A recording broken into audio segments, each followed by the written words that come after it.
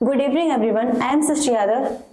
I am Sudesha Singh. And today we are going to talk about metal sector. तो सबसे पहले हम बात करते हैं कि मेटल सेक्टर जो कंपनीज होती है वो आगे करती क्या है। तो जो वो कंपनीज होती है वो सबसे पहले तो माइनिंग के थ्रू ओर्स को कनेक्ट करती है और उनको प्रोसेस करती है। प्रोसेस करके फिर उन्हें मैन्युफैक्चर करती है। फिर मैन्युफैक्चर करने के बाद फिर जहाँ जिन जिन पीपल को उसकी नीड्स होती है वहाँ प्रोवाइड करती है। तो जो एक मेटल सेक्टर्स की कंपनी होती है वो बहुत सारे इंडस्ट्रीज को हेल्प करती है। कैसे करती है? क्योंकि वहां पे उन मेटल्स का बहुत ज्यादा यूज होता है। पहली चीज तो जो मेटल सेक्टर की कंपनी होती है वो इकोनॉमिक ग्रोथ में बहुत ज्यादा हेल्प करती है, क्योंकि जो मेटल सेक्टर कंपनी है वो तो मेटल प्रोवाइड कर ही रही है। तो जब आज के टाइम पे सारी जो जितनी भी कंट्रीज है वो सारी ग्रोथ हो रही है। तो जब ग्रोथ हो रही है तो डेवलपमेंट में क्या होता है कि कंस्ट्रक्शन का काम होता है और साथ ही साथ बिल्डिंग्स बनती है, इंडस्ट्रीज बनती है। तो और फिर जो टेक्नोलॉजी वो भी आजकल बहुत ग्रोथ हो रही है उसकी भी। तो उसमें ऑटोमोबाइल्स और जो इलेक्ट्रिकल गुड्स होते हैं उनका भी बहुत ज्यादा यूज होता है।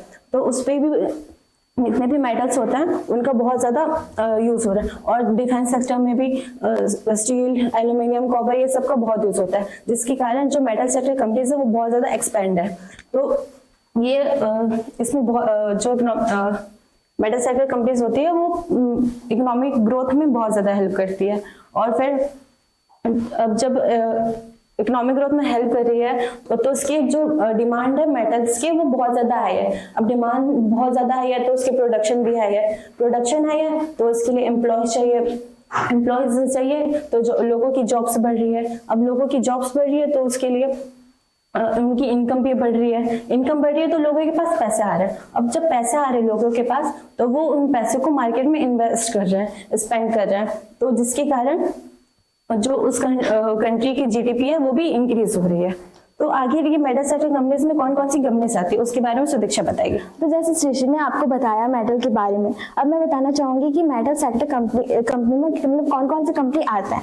तो पहला टाटा स्टील, JSW स्टील और सेल। और बहुत सारे डेटा एनालाइज करने के बाद हमने सोचा है कि हम आपको टाटा स्टील के बारे में बताएंगे। टाटा स्टील कंपनी एक ऐसा कंपनी है जो इंडिया का ओल्डेस्ट एंड लार्जेस्ट कंपनी है। और इसकी शुरुआत हुई थी 26 अगस्त 1907 पे जमशेदजी टाटा ने किया था। और इसका जो हेडक्वार्टर है वो मुंबई पे है।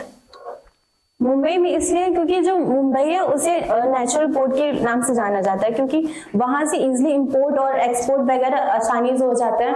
वहां पे रोडवेज, एयरवेज और जो सी रोड्स है वहां उसके थ्रू इजिली एक्सपोर्ट और इंपोर्ट ट्रांसपोर्टेशन बहुत इजिली हो पाता है। इस वजह से जो जमशेद जी थे उन्होंने मुंबई को चुना अपने हेडक्वार्टर के लिए।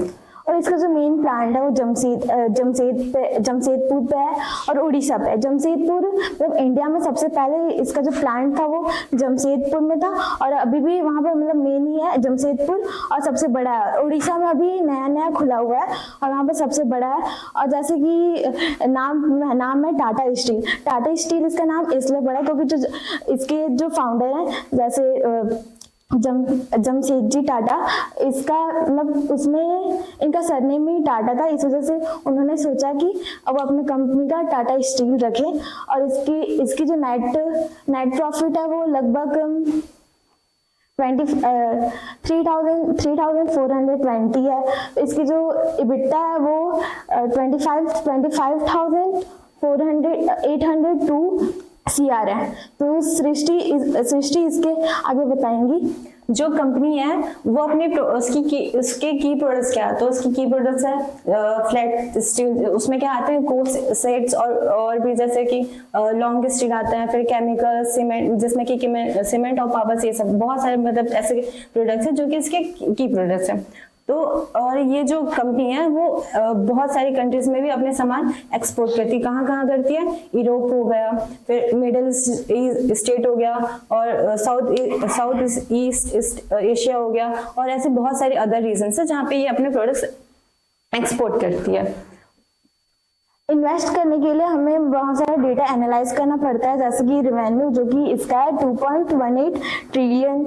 और फिर इसका जो आरओसी है, आरओसी 8.9 to 9 है, और जिसका जो ROCE है वो 3.5 to 3.8 है।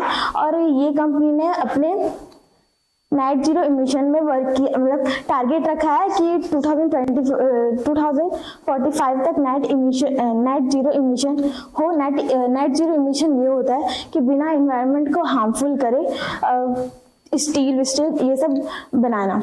तो सृष्टि, तो जो कंपनी है उसका फेस वैल्यू क्या है? उसका फेस वैल्यू 10 रुपीज है। फेस वैल्यू होता क्या है? जो कंपनी है उसका जो शेयर्स है उसकी ओरिजिनल वैल्यू क्या है, वो होता है फेस वैल्यू। और अगर हम बात करें पी रेशियो का, तो वो 31 to 32 रुपीज है। पी रेशियो क्या होता है? जो कंपनी है उसका जो अर्निंग हो रही है, तो उसके अर्निंग में का जो 1 रुपीज है, 1 रुपीज के लिए जो उसकी इन्वेस्टर्स है वो कितना पे करना चाहते हैं, वो होता है हमारा पी रेशियो। इसकी जो बैलेंस शीट है वो 2,75,000 है। और इस कंपनी में बहुत सारे वर्क किए हैं। और अभी यूरोप में EF के ऊपर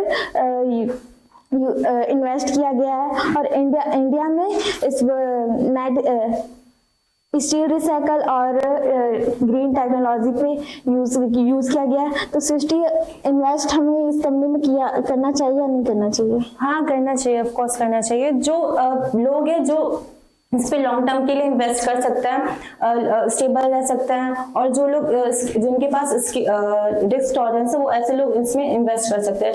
ऐसे लोग हैं जो कि रिस्क फेस नहीं कर पाते हैं और लंबे समय तक होल्ड नहीं रह सकते हैं, और साथ ही साथ जो रिटर्न जल्दी जाते हैं, ऐसे लोग इस पे टाटा स्टील पे ना इन्वेस्ट करें तो ज्यादा सही है।